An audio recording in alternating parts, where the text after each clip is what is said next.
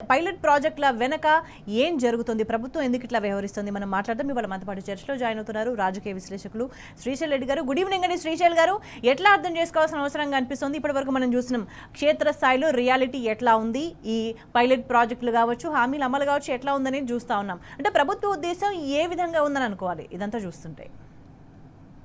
నమస్తే స్వేచ్ఛ గారు, ప్రేక్షకులందరికీ నమస్తే. స్వేచ్ఛ గారు వినపట్లండి? వినిపిస్తుంది. స్వేచ్ఛ గారు, రేవంత్ రెడ్డి గారు ముఖ్యమంత్రి అయ్యిందే ఆయన సొంత మాటల్లోనే నేను జీవితంలో ముఖ్యమంత్రి కావాలనుకున్న ఆయన అన్నాడు. అంటే ఆయన ఈ రాష్ట్ర పాలకుడై ప్రజలకు ఏదో చేయాలి, చరిత్రలో నిలిచిపోవాలి అనే లక్ష్యంతో ఆయన రాలేదు. సో నేనేమంటున్నా అంటే ఆ డిజైన్ లోనే ఫెయిల్యూర్ ఉన్నది. ఆయన ఒక పైలట్ ముఖ్యమంత్రిగా మాత్రమే వచ్చిండు. నేను ముఖ్యమంత్రి కావాలి, రేపు ఆయన దిగిపోయిండు, లేకపోతే రాహుల్ గాంధీ దింపేసిండు అనుకోండి, లేకపోతే ప్రజలే తిరగబడి ఏదో నేపాల్లోను శ్రీలంకలోను అధికార ప్రాసాదాల్లోంచి తరిమేసిరు కదా, అట్లేమన్నా ప్రజలు తిరగబడి తరిమేసిరు అనుకోండి, అప్పుడు కూడా ఆయన ఏమంటాడంటే నేను ఇప్పుడు ఏముంది, నాకు మాజీ ముఖ్యమంత్రి అనే టైటిల్ ఉంది, ముఖ్యమంత్రి పదవి తీసేసిరు, ఇదైతే జీవితాంతం ఉంటది కదా అంటాడు. అంత చాలా చిన్న ఆలోచనలు ఉన్న మనిషి రేవంత్ రెడ్డి గారు, స్వేచ్ఛ గారు. కాబట్టి ఆయన చేసే ప్రతి పని కూడా అంటే ఒక దుందుడుకుగా, ఒక రియాక్టివ్ గా, అసలు ఏమాత్రం ఆలోచన లేకుండా తెల్లారి న్యూస్ లో ఉండాలి మనము. ఆయన చుట్టూ ఒక భజన మీడియా తయారైంది. ప్రతి ప్రాజెక్టు, ప్రతి నిర్ణయం కాంగ్రెస్ పార్టీది మేనిఫెస్టోలో వాళ్ళు చెప్పుకున్న 6 గ్యారంటీలు కావచ్చు, 6 గ్యారంటీలలో ఉన్న 420 హామీలు కావచ్చు, ప్రతిది కూడా ఒక మోసపూరితమైన ప్రకటనే, అవేవి చేయలేమని వాళ్ళకు కూడా తెలుసు. సో ఈ రోజు ఉచిత బస్సు తప్ప వేరే ఏమీ కూడా వాళ్ళు ఇవ్వలేకపోతున్నారు అనేది మొత్తం ప్రభుత్వంలో ఉన్న కేబినెట్ కి తెలుసు, అందరికీ తెలుసు, రాహుల్ గాంధీకి తెలుసు. పక్క రాష్ట్రాల్లో కర్ణాటకలో వాళ్ళు స్వయంగా డికే శివకుమార్ గాని, మల్లికార్జున ఖర్గే గాని ఆడ పోయి వాళ్ళు పబ్లిక్ గానే ఈ ఉచితాల వల్ల తలకు మించిన భారం అవుతున్నది, ఈ అలవిగాని హామీలు ఇవ్వద్దు మనము అని వాళ్ళు పబ్లిక్ గానే అన్న సంఘటన చూస్తున్నాం. అదే కాంగ్రెస్ పార్టీ పరిపాలిస్తున్న హిమాచల్ ప్రదేశ్ లో ఆలయాల ట్రస్టుల దగ్గర నుంచి అప్పులు తెచ్చుకునే దుస్థితిలో ప్రభుత్వం ఉన్నది. ఈ రోజు కాంగ్రెస్ పార్టీ 3 రాష్ట్రాల్లో ఈ రోజు అధికారంలో ఉంటే 3 ఫెయిల్యూర్ గానే ఉన్నాయి. ఇది ఎందుకంటే కారణం ఒకటే, వాళ్ళకి ఒక భవిష్యత్తు దృష్టి లేదు, రాష్ట్రాల ఆర్థిక వనరుల మీద వాళ్ళకు ఒక అంచనా లేదు, సంపద సృష్టికి సంబంధించిన సమర్థత లేదు. సో కాబట్టి ఏంటంటే వాళ్ళు ఏమైనా చెప్పు, అదేదో అంటారు కదా, ఒక 100 పెళ్లిళ్ళు ఆడైనా సరే, ఒక 100 అబద్ధాలు ఆడైనా సరే ఒక పెళ్లి చేయాలని, 100నో 1000. సో వీళ్ళు 1000, 1,00,000 వాళ్ళు ఇష్టం వచ్చినట్టుగా అబద్ధాలు ఆడి హామీలు ఇచ్చి అధికారంలోకి అయితే వచ్చింది, కానీ ఏ ఒక్క హామీ నెరవేర్చని పరిస్థితి ఈ రోజు ఉంది. స్వయంగా ముఖ్యమంత్రి 1 నెల కింద ఏమన్నాడో మనం చూసినాం. ఈ రాష్ట్రంలో మౌలిక వసతులు కల్పించడానికి అవసరమైన 500 కోట్ల రూపాయలు కూడా ఖజానాలో లేవు అని ఆయననే మాట్లాడాడు. ఉద్యోగుల సమావేశంలో అంటాడు, ఉద్యోగులారా నేను చేతులు ఎత్తేస్తున్నా, మీ జీతాలు ఇచ్చే పరిస్థితి లేదు, మీరే ఈ రాష్ట్రాన్ని నడుపుకోండి అంటాడు. సో ఇట్లా ముఖ్యమంత్రి కాడి బాడేసిన తర్వాత ఎవరికైనా ఏం కాన్ఫిడెన్స్ వస్తుంది, ఎవరైనా పెట్టుబడులు ఎట్లా పెడతారు, ఈ రాష్ట్రంలో ఉద్యోగాలు కానీ ఉపాధి కల్పన కానీ ఎట్లా సాధ్యమవుతుంది, ఎట్లా ప్రజల జీవన ప్రమాణాలు పెరుగుతాయి? కానీ ఇవేవి ఆయనకు పట్టవు. ఆయన చాలా సిగ్గు విడిచి చాలా సార్లు చెప్పిండు, మనం వీడియోలలో కూడా చూసినాం. ఆయన ఇదివరకు గతంలో ఆయన ముఖ్యమంత్రి కాకముందు అవును ప్రజలు మా నుంచి అబద్ధాలు కోరుకుంటున్నారు కాబట్టి మేము అవి చెప్తున్నాము అని చాలా స్పష్టంగా ఆయన మాట్లాడుతున్నారు. ఒకటి, ఈ రాష్ట్రంలో మేధావులు కానీ ఆలోచన పరులు కానీ వీళ్ళందరూ కూడా ఆలోచించాల్సింది, ఇది నేను ఒక విమర్శగానే చెప్తున్నా, ఆయననేం నేను అభినందించడం లేదు రేవంత్ రెడ్డిని, కానీ ఆయన ఏ రోజు కూడా రేవంత్ రెడ్డి ఆయన లోపల ఉన్న మాట దాచుకోకుండా మాట్లాడేస్తాడు, చాలా స్పష్టంగా చెప్తాడు. నేను సచివాలయంలోకి వచ్చిన ఏమైనా లంకె బిందులు ఉన్నాయేమో అని అన్నాడు. అదే జోక్ కాదు స్వేచ్ఛ గారు, మీరు ట్రస్ట్ మీ, ఆయన నిజంగానే ఏమైనా ఉన్నాయేమో అనుకున్నాడు. ఆయన గతంలో ఆరోపించాడు, ఉన్నాయేమో అనుకున్నాడు, ఏమి లేవు, ఖజానా ఖాళీ అని అంటాడు. ఇప్పుడు గతంలో ఎంతో మంది ముఖ్యమంత్రుల్ని తెలంగాణలోను దేశంలో చాలా చోట్ల చూసినాం. పివి నరసింహారావు లాంటి వాళ్ళు బంగారము విదేశీ బ్యాంకుల్లో కుదవ పెట్టుకున్న పరిస్థితి నుంచి దేశాన్ని రక్షించారు. ఆ విజన్ ఉండాలి, ఆ దృష్టి ఉండాలి. కేసీఆర్ గారు వచ్చిన 10 సంవత్సరాల్లో స్వరాష్ట్రంలో 10 సంవత్సరాలు ఎక్కడి నుంచి ఎక్కడికి తీసుకుపోయింది ఆయన. అంటే ఒక బాధ్యతాయుతమైన పదవిలో ఉండి బాధ్యతతో ఏనాడు మాట్లాడిన పరిస్థితి అయితే కనిపించలేదు. కానీ దాని పర్యవసనాలు ఎట్లా ఉన్నాయనేది ప్రజలంతా కూడా ఫేస్ చేస్తున్న సిచ్యువేషన్ కనిపిస్తుంది. శ్రీశైల్ గారు, ప్రధానంగా రేవంత్ రెడ్డి రాష్ట్రానికి ముఖ్యమంత్రిగా ఉన్నారు. ముఖ్యమంత్రి స్థానంలో ఉంటే బాధ్యతాయుతంగా వ్యవహరించాల్సిన అవసరం ఉంటుంది. కానీ అట్లా వ్యవహరించకపోవడం వల్ల అనేక విధాలుగా నష్టం జరుగుతుంది. ప్రజలు హామీలు అడిగినప్పుడల్లా అన్ని పైలట్ ప్రాజెక్టుల కింద చెప్పడము, మళ్ళీ ప్రకటనలు ఇచ్చుకోవడము, వాటికి సంబంధించి ఏదో వెరీ లెస్ ఉన్న దగ్గర వాటిని ఇంప్లిమెంట్ చేసుకొని ఫోటోలు, ఇదంతా వ్యవహారం నడుస్తుంది. ఒకటి అయిపోగానే ఒకటి 1 by 1 స్టార్ట్ అవుతున్నాయి. అనేక పథకాలకు సంబంధించి కూడా ఇట్లానే చేస్తున్న సిచ్యువేషన్. మరి ఇంకా భవిష్యత్తులో రాబోయే రోజుల్లో వీటికి అసలు ప్రభుత్వం నుంచి ప్రజలు ఏమీ ఆశించలేని పరిస్థితి నెలకొందని భావించాలా ఇదంతా చూస్తుంటే? ఇప్పుడు స్వేచ్ఛ గారు, కాసేపు బీఆర్ఎస్ పార్టీని, బీఆర్ఎస్ నాయకులు, కార్యకర్తలు చేసే విమర్శలను కాసేపు పక్కన పెడదాము.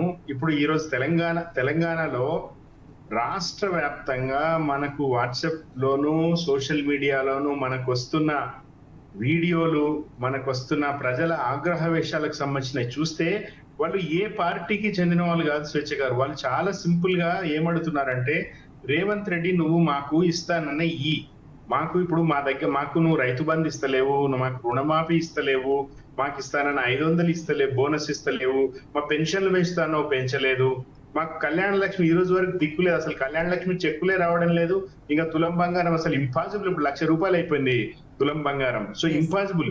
ప్రజలు ఇవి అడుగుతున్నారు. ఈ రేవంత్ రెడ్డి అనే దరిద్రాన్ని మేము కోరి కోరి తెచ్చి నెత్తి మీద పెట్టుకున్నాము. ఆయననే బాగుండే, కేసీఆరే బాగుండే, పెద్ద కొడుకులాగా అన్ని చూస్తుండే అని ఈ రోజు బీఆర్ఎస్ వాళ్ళు అనడం లేదు, ప్రజలు అంటున్నారు. కాంగ్రెస్ పార్టీకి ఓట్లు వేసిన గ్రామీణ రైతులు, కూలీలు, మహిళలు అంటున్నారు. చాలా గొప్ప పుడింగ్ లాగా నేను పట్టా ఉన్న వాళ్ళకే కాదు, పట్టా లేని వాళ్ళకి కూడా, కౌలు రైతులకు కూడా పైసలు ఇస్తా, రైతు కూలీలకు పైసలు ఇస్తా, ఆటో డ్రైవర్లకు పైసలు ఇస్తా అన్ని మాట్లాడింది కదా. ఈ రోజు రాష్ట్ర వ్యాప్తంగా వాళ్ళందరూ కూడా నిలదీస్తా ఉన్నారు. ఈ రేవంత్ రెడ్డి అనేవాడు ఒక పైలట్ ముఖ్యమంత్రి. ఈయన చెప్పేయని కూడా పైలట్ ప్రాజెక్టులు తప్ప ప్రతిదీ pilot, everything is pilot. This 5 years is also Congress పార్టీకి గోయింగ్ టు బే పైలట్. ఈ 5 ఏళ్ల తర్వాత వాళ్ళు ఖతమవుతారు. ఇక పైలట్ ప్రాజెక్ట్స్ తర్వాత అసలు ప్రాజెక్ట్ అనేది తెలంగాణలో ఉండనే ఉండదు. ప్రజలు అనే వాళ్ళకి అవసరం ఉన్న మేరకు అన్ని హామీల గురించి అడుగుతున్నారు. అయితే మొదలు కాని వాటి గురించి పక్కన పెడితే ఆల్రెడీ అంటే శంకుస్థాపనలు అవి చేసుకున్న దానికి సంబంధించి మనం young India integrated residential school కాంప్లెక్స్లను మొదలుపెట్టిన, స్వయం సహాయక బృందాలకి, మహిళలకి పెట్రోల్ బంకులు అని అన్నారు, ఆర్టీసీలో మహిళలకు అద్దె బస్సులు అన్నారు. ఇంకా చాలా చాలా చాలా ఉన్నాయంటే మొదలు పెట్టడం ఆపేయడం. మరి దీనివల్ల ఎటువంటి నష్టం జరుగుతుంది? అదే స్వేచ్ఛ గారు, ఇప్పుడు ఆయన ఏమన్నాడు, మొన్న ఎన్టీ రామారావు గారు ఒక ₹2 కిలో బియ్యానికి బ్రాండ్ అంబాసిడర్, చంద్రబాబు నాయుడు గారు ఐటీకి బ్రాండ్, నేను యంగ్ ఇండియాకు బ్రాండ్ అన్నాడు. ఆయన పొరపాటున కూడా తెలంగాణకు సంబంధించిన ఏ ఒక్క ముఖ్యమంత్రి పేరుని ఆయన తీసుకోలేదు. మీరు గమనించండి. కేసీఆర్ గారు అంటే ఎట్లాగో ఆయనకు పడదు. కేసీఆర్ గారు కాకుండా తెలంగాణలో గతంలో ముఖ్యమంత్రులుగా, ఈ రోజు ఆయన ఉన్న పార్టీ నుంచి ముఖ్యమంత్రులుగా చేసిన వాళ్ళు, ఒక గొప్ప అడ్మినిస్ట్రేటర్లు అనిపించుకున్న జలగం వెంగళరావు గారి గురించి కానీ, చెన్నారెడ్డి గారి గురించి ఒక మాట కూడా తీయడైనా. తెలంగాణ అనేది ఆయనకు సోయిలోనే లేదు. తెలంగాణకి ఏవి ఒక మంచి ఉదాహరణలు ఆయనకు తట్టవు. కేసీఆర్ గారి పరిపాలన 10 సంవత్సరాల్లో ఎట్లా ఉంది, ఎంత గొప్పగా ఉంది అనేది కేబినెట్ లో ఉండే ఆయన వాళ్ళ మంత్రులే ఒప్పుకుంటున్నారు. కేసీఆర్ ఇచ్చిన రైతు బందే బాగుండే అని వాళ్ళ ఎమ్మెల్యేలే అంటున్నారు. ఈ రోజు మేము కాంగ్రెస్ పార్టీలో లేము, మేము బీఆర్ఎస్ లో ఉన్నాము అని చెప్పుకునే పరిస్థితిలోకి ఫిరాయింపు చెందిన ఎమ్మెల్యేలు నెట్టబడుతూ ఉన్నారు. ఎందుకంటే వాళ్ళకి అక్కడ ఫేస్ లేదు. ఈ ప్రభుత్వం ఏమీ చేయడం లేదు. ఆయన చాలా గొప్పగా దావోస్ ఇంటర్నేషనల్ వేదిక మీద పోయి అందరూ అదానికి పైసలు ఇస్తే నేను అదాని దగ్గరే 100 కోట్లు తీసుకున్నా అని అదేదో స్కిల్ ఇండియా అని పెట్టిండు. యువకులను నేను శిక్షణ ఇస్తానంటున్నాను. నువ్వు శిక్షిస్తా ఉన్నావు యువకుల్ని. చిక్కడపల్లి ఓ తెలుస్తుంది, హెచ్ఈఓ తెలుస్తుంది. రాహుల్ గాంధీని దమ్ముంటే, ధైర్యం ఉంటే ఆ రోజు తీసుకుపోయిన చిక్కడపల్లికి, ఆ రోజు రాహుల్ గాంధీ విజిట్ చేసిన హెచ్యూకి ఈ రోజు పోయే పరిస్థితి ఉన్నదా? అంతెందుకండి, ఈ రోజు కొడంగల్లో సొంత నియోజకవర్గానికి పోయి సెక్యూరిటీ లేకుండా వెనక్కి వచ్చే పరిస్థితి ఈ రోజు రేవంత్ రెడ్డికి లేదు. అది చాలా స్పష్టంగా అర్థమైతే ఉన్నది. సో ఈయన చేస్తున్న ప్రతి పని కూడా 1 దుందుడుకు, 2 భవిష్యత్ ఆలోచన లేని పని, 3 ఈ రాష్ట్రం మీద, ప్రజల మీద ప్రేమ లేదు, ఏమైనా చేద్దామనే ఆ ధ్యాస లేదు ఆయనకి.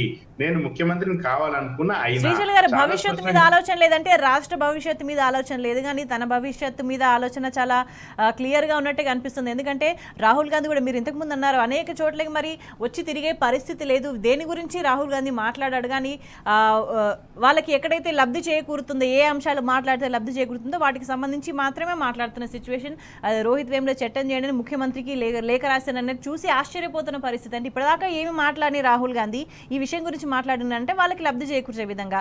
అండ్ కులగణనకు సంబంధించి కూడా ఎంత మేరకు ప్రాక్టికల్గా అది సక్సెస్ఫుల్గా నడిచిందనే దానికి సంబంధించి రియాలిటీ ప్రజలు ఏమంటున్నారు, అనేక వర్గాల వాళ్ళు ఏమంటున్నారు అని కూడా చూసినాము. అంటే ఇదంతా ఓవరాల్గా ఒక స్ట్రాటజీ ప్రకారమే ఇదంతా చేతులెత్తేయడం నడుస్తుంది అని గమనించాల్సిన అవసరం కనిపిస్తుందా? ఒకటి, కులగణన అనేది అతిపెద్ద ఫార్సు. ఆయన ఫస్ట్ కులగణన అయిపోయింది 100% అని రాహుల్ గాంధీ కూడా చెప్పి అసెంబ్లీ రూల్లో ప్రకటించి నా జీవితం ధన్యమైందని ప్రకటించిన తెల్లారే ఇంకా 3.5% మంది కులగణనలో రాలేదు అని మళ్ళీ మేము 2 నెలలు దీన్ని ఎక్స్టెండ్ చేస్తున్నామని బట్టి విక్రమార్క చెప్పిండు. సో నువ్వు మొదట చేసిన ప్రకటన అబద్ధము, నువ్వు రాహుల్ గాంధీకి చెప్పింది అబద్ధము, ఇది మొత్తం దేశవ్యాప్తంగా ఇది చేయాలా, తెలంగాణ మోడల్ చేయాలని నువ్వు రాహుల్ గాంధీ అనుకుంటున్నారు, అది పూర్తి భ్రమ. మీరు పోయి ఆడ హర్యానాలోను మహారాష్ట్రలోను ఎన్నికల్లో ఏం చెప్పారు, మేము మీ రాష్ట్రాన్ని తెలంగాణ చేస్తామన్నారు. వాళ్ళు భయపడ్డారు, అరే బాబు మన తెలంగాణలో అన్యాయం చేస్తారంట అని కాంగ్రెస్ పార్టీని ఓడించి పారేసిండ్రు. ఈ రోజు రేవంత్ రెడ్డి మీరు ఇందాక అన్నదానికి ఏంటంటే స్వేచ్ఛ గారు చాలా స్పష్టంగా ఆయనకి ఈ రాష్ట్ర భవిష్యత్తు పట్ల ఏమీ ప్రేమ దృష్టి లేదు, కానీ ఆయన సొంత భవిష్యత్తు పట్ల చాలా ఉన్నది. నిన్ననే కేటీఆర్ గారు కూడా చెప్పారు, ఓ టీవీ ఇంటర్వ్యూలో చెప్పారు, మీరు రాసి పెట్టుకోండి, ఆల్రెడీ మోడీకి మాటిచ్చిండు, నేను నీ దగ్గరికి వస్తా, సరైన టైం చూసుకుని వస్తా, ఆ లోపల నువ్వు నాకు మద్దతు నాకు సపోర్ట్ చెయ్యి అని చాలా స్పష్టంగా అగ్రిమెంట్లు అయిపోయినాయి. కాంగ్రెస్ వాళ్ళకి తెలుస్తలేదు. రాహుల్ గాంధీకి ఏంటంటే ఆ చాప కింద నీళ్ళు వచ్చేదాకా ఆయనకు అర్థం కాదు, చేతులు కాలిన తర్వాత ఆకులు పట్టుకుంటే ఏమీ లాభం లేదు. కాబట్టి ఈ రోజు రేవంత్ రెడ్డి మీద ఎన్ని ఆయనని 5 నిమిషాల్లో జైల్లో పెట్టేంత తీవ్రమైన ఆరోపణలు రేవంత్ రెడ్డి మీద ఉన్నాయి. కేంద్ర ప్రభుత్వ ఏజెన్సీలు తలుచుకుంటే రేవంత్ రెడ్డి ఒక క్షణం కూడా ముఖ్యమంత్రిగా ఉండలేడు, జైల్లో కూర్చుంటాడు.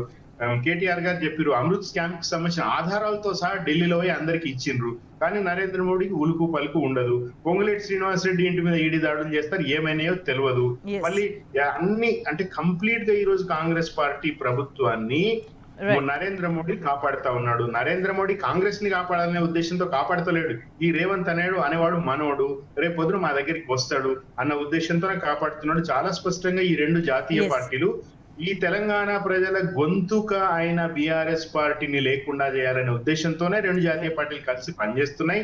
కానీ ఒకటి చెప్తా స్వేచ్ఛ గారు, ఇది నడవదు. బీఆర్ఎస్ఏ తెలంగాణ గొంతుక అనేది ప్రజలకి అర్థమైపోయింది. కాబట్టి రేపు ఏప్రిల్ 27 సభ జరగకుండా అన్ని కావాల్సినవి చేస్తున్నారు. ఫస్ట్ పర్మిషన్ లేదు, నెల రోజులు వరంగల్లో సభలు లేవన్నారు, అదే పిచ్చి తుగులకు నిర్ణయం. ఏమైంది, కోర్టు పర్మిషన్ ఇచ్చింది. ఈ రోజు గోడల మీద రాతలు జరిపేస్తున్నారు, కానీ గుండెల్లో అభిమానం చెరపలేరు.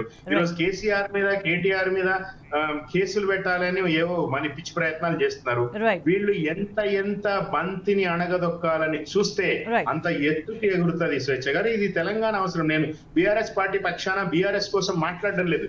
ఈ రోజు తెలంగాణ ప్రజలు మళ్ళా వాళ్ళ బతుకులు బాగుపడాలంటే ఏం చేయాలని వాళ్ళకి చాలా క్లారిటీ వచ్చేసింది. ఈ పైలట్ ముఖ్యమంత్రి వాడు ఎంత తొందరగా అంత బెటర్ అని ప్రజలు అనుకుంటున్నారు. థ్యాంక్ యూ శ్రీశైల్ గారు, మీ అభిప్రాయాలు తెలియజేసినందుకు. అల్టిమేట్ గా కాంగ్రెస్ ఏం చేస్తుంది అంటే గోల్మాల్ చేస్తుంది, ప్రజల జీవితాలు ఆగం చేస్తుంది అనేది ప్రజలు అర్థం చేసుకున్నారు ఈ సంవత్సరంన్నర కాలంలో. అయితే అల్టిమేట్ గా పరిపాలన ఇట్లానే కొనసాగితే గనక కాంగ్రెస్ ను ఆగం చేయడానికి ప్రజలు సిద్ధంగా ఉన్న విషయాన్ని ప్రభుత్వం గమనించాల్సిన అవసరం ఎంతైనా కనిపిస్తుంది. That's all for now. Stay tuned.